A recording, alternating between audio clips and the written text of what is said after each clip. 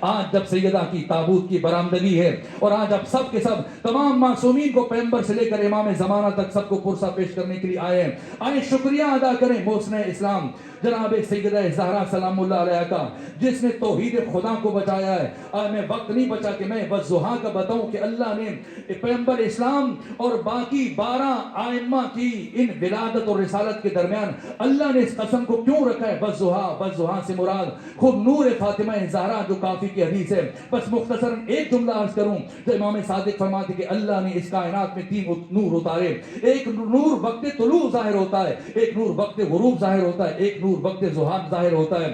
وہ نور جو وقت طلوع ظاہر ہوتا ہے یہ نور سفید ہے، وہ نور جو نور غروب کے سے پہلے ظاہر ہوتا ہے یہ نور سرخ ہے، اور وہ نور جو وقت ضحیٰ ظاہر ہوتا ہے یہ نور زرد ہے، وہ نور جو وقت طلوع ظاہر ہوتا ہے نور سفید یہ نور نبوت اور رسالت ہے، وہ نور جو وقت غروب ظاہر ہوتا ہے نور سرخ یہ نور امامت و ولایت ہے، اور وہ نور کے جو وقت ضحیٰ ظاہر ہوتا ہے نور زرد یہ نور عصمت و طہارت ہے، اور یہ نور خاص ہے میری دادی فاطمہ زہرا سلام اللہ علیہ کے ساتھ۔ اور اللہ نے اس نور کو نور نبوت و رسالت اور نور امامت و ولایت کے درمیان اس لیے رکھا ہے کہ اگر اس نور کو درمیان سے نکال دیا جائے تو نہ نبوت بچتی ہے نہ رسالت بچتی ہے۔ یہ فاطمہ جنہوں نے نبوت کو بچایا، رسالت کو بچایا، امامت کو بچایا، توحید کو بچایا، اسلام کو بچایا، 1,24,000 انبیاء کی محنتوں کو بچایا۔ آج کی شب میں بس آخری جملہ عرض کر کے آپ کی زحمتوں کو تمام کر رہا ہوں۔ بی بی کا خطبہ بجائے خود، بی بی کا جہاد بجائے خود، ان 95 دنوں میں بی بی نے جو اقدام کیے وہ بجائے خود، لیکن اگر بی بی کی سیرت کے کوئی بھی پہلو ہمارے سامنے نہ ہو،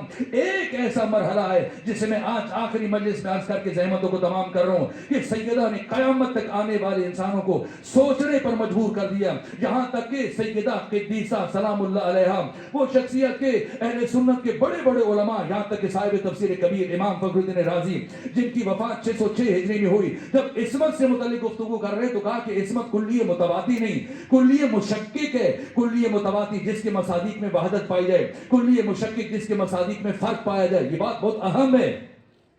جس طرح سے مثلا روشنیاں، یہ روشنی کلیہ مشکک ہے، اس لیے کہ کم ہے دوسری زیادہ ہے، جس طرح بعض افراد نے کپڑے پہنے ہوں سفید ہیں، ان کی سفیدی کم ہے، ان کی سفیدی کچھ زیادہ ہے، ان کی سفیدی اور زیادہ ہے، جہاں شدت و ذوق پایا جائے، جہاں درجات ہوں یہ کلیہ مشکک ہے، اور جہاں پر درجات نہ ہوں یکتائی ہو وہ کلیہ متواتی۔ جیسے یہ پنکھے ہیں، جیسے یہ پنکھا ہے دوسرا بھی اتنا ہی پنکھا ہے، تیسرا بھی اتنا ہی پنکھا ہے، پنکھا ہونے میں سب برابری کی منزل پر ہیں۔ تو کہا کہ عصمت کلیہ مشکک ہے۔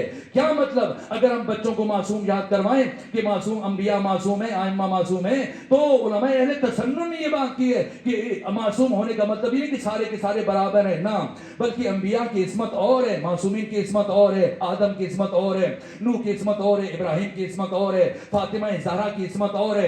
علماء اہل تسنن نے یہ گفتگو کی کہ انبیاء کی عصمت میں تذبذب و تشکیک کی گنجائش ہے، لیکن عصمت فاطمہ زہرا ہر طرح کے تذبذب و تشکیک اور شک و ریب سے ماورا بالاتر ہے۔ ان کی عصمت میں ترک اولا کی گنجائش ہے، عصمت فاطمہ زہرا میں ترک اولا کی بھی گنجائش نہیں ہے۔ اگر یہ بات پہنچ چکی ہے تو پھر مجھے بتائیں، اگر جو بچوں کو آپ یاد کرواتے ہیں 14 معصوم، اگر آپ کا بچہ پلٹ کے پوچھے کہ بابا یہ جو آپ مجھے 14 معصومین کے نام یاد کروا رہے ہیں یہ تو بتائیں معصوم کسے کہتے ہیں، تو بچے کو سمجھانے کے لیے آپ کیا کہتے ہیں کہ معصوم کون ہوتا ہے؟ معصوم جو زندگی میں کوئی گناہ نہ کرے۔ بس میں آخری بات کر رہا ہوں، میرے سینے میں سکت نہیں، میری ٹوٹی پھوٹی باتوں کو خود جوڑ لیجئے گا اگر کوئی نتیجہ پہنچ سکے، لیکن یہ آخری جملہ یاد رکھیے گا اور بس اس سے آگے گفتگو نہیں بڑھے گی۔ اگر پوچھے بچہ کہ معصوم کسے کہتے ہیں تو آپ بتاتے کہ معصوم وہ جو کوئی گناہ نہ کرے۔ تو اگر بچہ پوچھ لے کہ یہ گناہ کیا ہوتا ہے تو آپ بتائیں کہ اللہ نے جن چیزوں کو واجب قرار دیا ہے ان میں سے کسی کو ترک نہ کرے، جن چیزوں کو حرام قرار دیا ہے ان میں سے کسی کا ارتکاب نہ کرے۔ اگر کوئی شخص معصوم ہے اور زندگی میں ایک واجب کو چھوڑ دے معصوم رہے گا؟ معصوم نہیں رہے گا۔ ایک حرام کا ارتکاب کرے معصوم رہے گا؟ نہیں رہے گا۔ مثلا زندگی میں ایک گھونٹ شراب پی لے، بے شک توبہ کر لے، لیکن کیا معصوم رہے گا؟ نہیں۔ ایک نماز چھوڑ دے، باقی ساری زندگی عبادت میں گزارے اور کوئی غلطی نہ کرے، معصوم نہیں رہے گا۔ یہ سادہ ترین تعریف ہے عصمت کی۔ میرے بچوں، میرے عزیزوں، میرے جوانوں، آج سیدہ کے تابوت کو اٹھانے سے پہلے دیکھنا کہ فاطمہ زہرا نے کس طرح سے انسان کی ہدایت کا کس کس مرحلے میں کس کس انداز سے اہتمام کیا ہے۔ معصوم جو گناہ نہ کرے، گناہ کیا ہے؟ है तर्क वाजिब और इसी तरह से हराम का इर्तिकाब। अगर ये बात पहुंची हो तो आप मुझे बताएं कि सलाम करना इसकी शरई हैसियत क्या है, फिकी एतबार से दूसरे को जो आप सलाम करते हैं ये मुस्तहब है, जवाब देना वाजिब है। अगरचे पैगंबर की हदीस है कि सलाम करने वाले को 29 नेकियां मिलेगी और जवाब देने वाले को सिर्फ 1 नेकी मिलेगी, लेकिन सलाम करना मुस्तहब है, जवाब देना वाजिब है। और अगर कोई वाजिब को छोड़ दे ये हराम है, गुनाह है। और अब अगर आप नमाज पढ़ रहे हैं और नमाज के दौरान कोई आपको सलाम करे, आप जवाब देंगे या नहीं देंगे?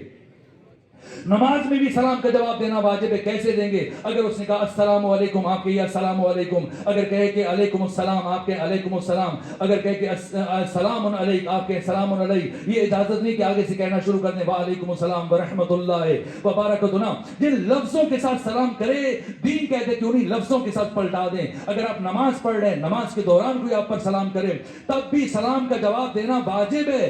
अब आप मुझे बताएं, जो आपने मासूम की तारीफ की कि मासूम कौन होता है? जो जिंदगी में कोई गुनाह ना करे। गुनाह क्या है? हराम का इर्तिकाब या वाजिब का तर्क। तो सलाम करना सुन्नत है, जवाब देना वाजिब है। तर्क वाजिब खिलाफ इस्मत है। अगर कोई मासूम जिंदगी में एक मर्तबा किसी वाजिब को छोड़ दे वो मासूम नहीं रहता। ए सैयदा, आपके अंदाज़े हिदायत पर मेरी जान कुर्बान हो जाए।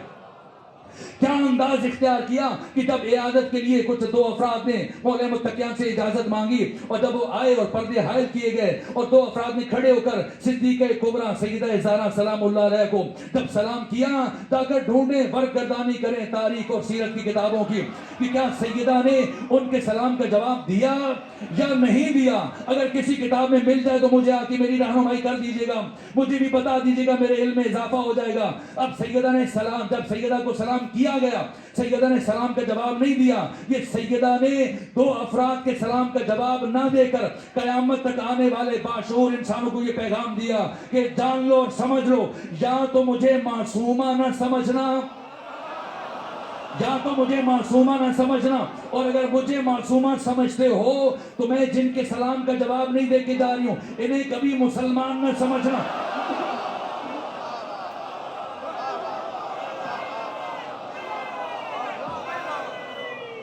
इसलिए कि दीन में सिर्फ मुसलमान के सलाम का जवाब देना वाजिब होता है।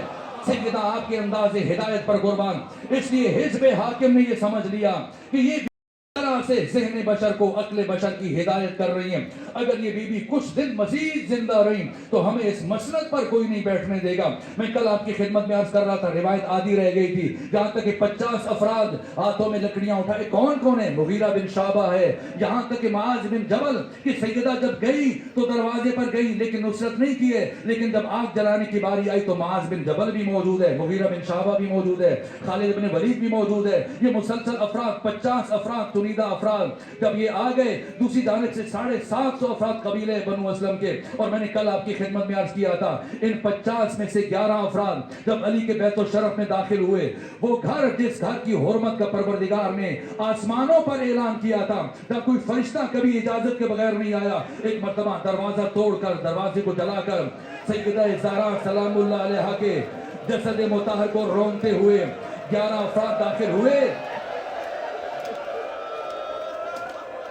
मैं कल आपकी खिदमत में अर्ज कर रहा था, 11 में से एक शख्स ने जब मौला मुत्तकियान के गुलूर अतहर में रस्सी डालना चाहिए, सैयदा ज़हरा मुहाफिज़ा विलायत टूटी हुई पसलियों के साथ जब बच्चा शहीद हो चुका है, अली का दिफा किया और कहा मेरी जिंदगी में तो कभी अली तक नहीं पहुंच पाएगा। मैंने कल वो कयामत का मरहला आपके सामने अर्ज किया था। एक मर्तबा उस शख्स ने कहा नबी ज़ादी दरमियान से हट जाइए वरना ऐसा जुल्म करूंगा आप हटने पर मजबूर हो जाएंगी। फरमाया कयामत तक नहीं हटूंगी। एक मर्तबा उस शख्स ने दायां हाथ फिजा में उठाया, एक ऐसा तमाचा नबी ज़ादी के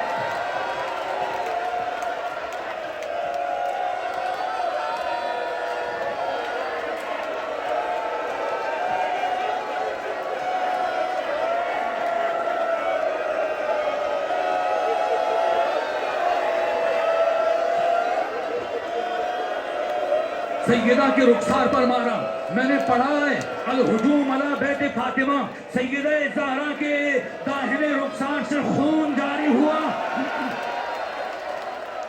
बूंदे टूटे, एक मर्तबा नबी ज़ादी जमीन पर गिरी।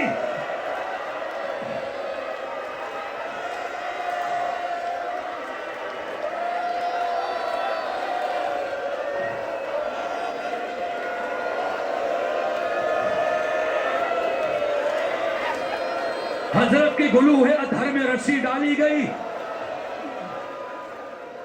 अली को घर से दरबार की तरफ लेके जाने लगे। मैं आपसे पूछता हूं, बताएं अली को घर से दरबार कैसे लेकर गए? क्या अली को घर से दरबार उस तरह लेके गए जिस तरह से 61 हिजरी में अली की शेरदल बेटी ज़ैनब बिन्त अली को करबला से कूफा, कूफा से शाम ना इज्जत परवरदिगार अली इब्न अबी तालिब को इतनी बेअदबी से लेके जाया गया कि एक मर्तबा सैयदा ने अपना दाया हाथ अली के दामन में डाला। तो इतनी बेअदबी से वली खुदा को नहीं ले जाने दूंगी। यहां तक के बस आखिरी चंद जुमले अर्ज करूं, इस सारे मरहले में पहला शख्स मौजूद नहीं था। बाद में दूसरे से मुलाकात हुई, पूछा मैंने सुना तूने नबी ज़ादी के दरवाजे को आग लगाई। कहा आग लगाई? कहा मैंने सुना नबी ज़ादी ने बड़ी मुकाबमत दिखाई। कहा बड़ी मुकाबमत दिखाई? कहा मैंने सुना नबी ज़ादी अली का दामन नहीं छोड़ रही थी। कहा नहीं छोड़ रही थी। कहा फिर बता कैसे छुड़वाया?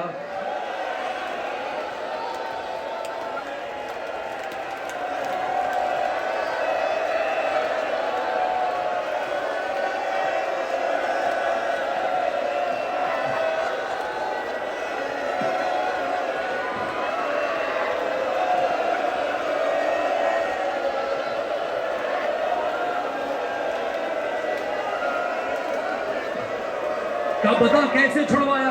का हमने अली के गले में रस्सी डाली, अली को खींचना शुरू किया। फातिमा ज़हरा ने अपना हाथ अली के दामन में डाला। हमने सोचा खातून है, जख्मी है, कमजोर है, अगर अली को जोर से खींचेंगे फातिमा का हाथ छूट जाएगा। लेकिन ना, फातिमा ज़हरा ने इतनी मजबूती से अली के दामन को पकड़ रखा था, जैसे जैसे अली को खींच रहे थे नबी ज़ादी अली के साथ खींचती चली जा रही थी।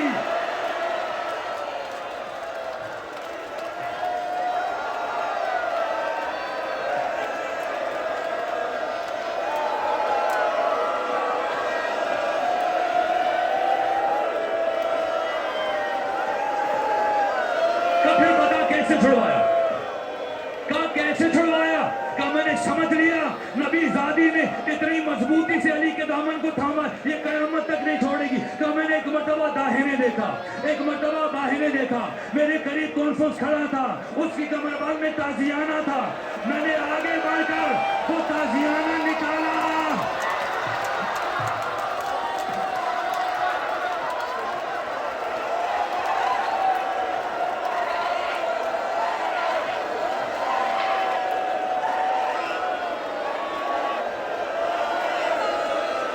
वो ताजियाना निकाला और फिजा में लहराने के बाद इस जोर से नबी ज़ादी के हाथों पर मारा। फातिमा ज़हरा के हाथ छूट गए। मेरे अजीजों, आज की शब आप सैयदा का ताबूत उठाने के लिए आए हो। काश आप मदीने में होते। सिर्फ पूरे मदीने में 7 अफराद थे जिन्होंने नबी ज़ादी का ताबूत उठाया। सुन पाएंगे जैसे ही मस्जिद नबवी में मौले मुत्तकियान तक खबर पहुंची है सैयदा की शहादत की। आपने सुना सैयदा की शहादत की खबर। आज सैयदा की शहादत की शब है।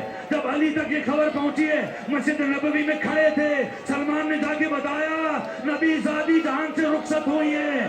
फसकत अला वजही, अली इब्न अबी तालिब मुंह के बल जमीन पर गिरे।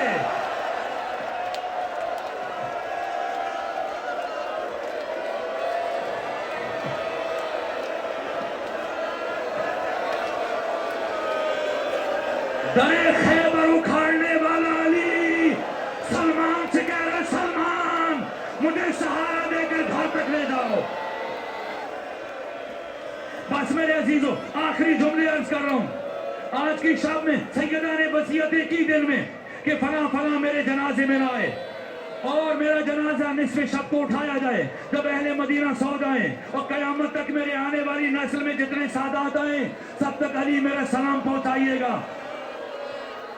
बाकी वसीयतें फरमाइए, यहां तक कि फिर वो मरहला गुस्ल कफन का قیامت کے مراحل ہیں. میں سب کو چھوڑ کر بس آخری جملہ عرض کر رہا ہوں. بی بی کی شہادت ہوئی, مولا متقیٰ نے غسل دیا ہے, وہ کفن پہنایا, ایک مرتبہ باری باری بچوں کو بلایا. سب سے پہلے امام حسن کو بلایا, آئے آ کر آخری مرتبہ اپنی ماں کے چہرے کی زیارت کریں. امام حسن مصطفیٰ آئے, اپنی ماں کے چہرے کی زیارت کی, پھر کہا بیٹا حسین آئے, آ کر آخری مرتبہ ماں فاطمہ زہرا کے چہرے کی زیارت کریں. ایک مرتبہ امام حسین دروازے کی دہلیز پر رکے, کہا بابا حسین. امام حسین سے پوچھا مولا متقیٰ حسین کیوں رک گئے؟ کہا بابا آنا چاہتا ہوں, میرا دل تڑپ رہا ہے, بس اتنا بتائیں اللہ کی نگاہ میں جناب مریم کا مقام زیادہ ہے یا میری ماں فاطمہ زہرا کا مقام زیادہ ہے؟ کہا بیٹا آپ کی ماں فاطمہ کا مقام مریم سے بہت بلند ہے. کہا یہ بتائیے اللہ کی نگاہ میں میرا مقام بلند ہے یا جناب عیسیٰ کا؟ کہا آپ کا مقام عیسیٰ سے بہت بلند ہے. کہا اگر میرا مقام عیسیٰ سے بلند ہے, میری ماں فاطمہ کا مقام مریم سے بلند ہے, تو عیسیٰ اس وقت تک اپنی ماں مریم کی میت پر نہیں آئے تھے جب تک کہ مریم نے خود نہیں بلایا تھا. بابا جب تک ماں نہیں بلائے گی, جب تک ماں نہیں بلائیں گی میں نہیں جاؤں گا. آپ جانتے ہیں جب بی بی کے ہاتھ پر خالد بن ولید کے ہاتھ کی تلوار کے دستے مارے گئے, بی بی کا ہاتھ ٹوٹ گیا, دایاں بازو ٹوٹ گیا, پھر 95 دن بی بی دائیں ہاتھ سے تسبیح نہیں پڑھ سکی ہے. جب تک زندہ رہی بائیں ہاتھ سے تسبیح پڑھتی رہی, لیکن جب حسین نے کہا جب تک ماں نہیں بلائے گی میں نہیں آؤں گا, ایک مرتبہ بند کفن ٹوٹے, دونوں ہاتھ باہر آئے,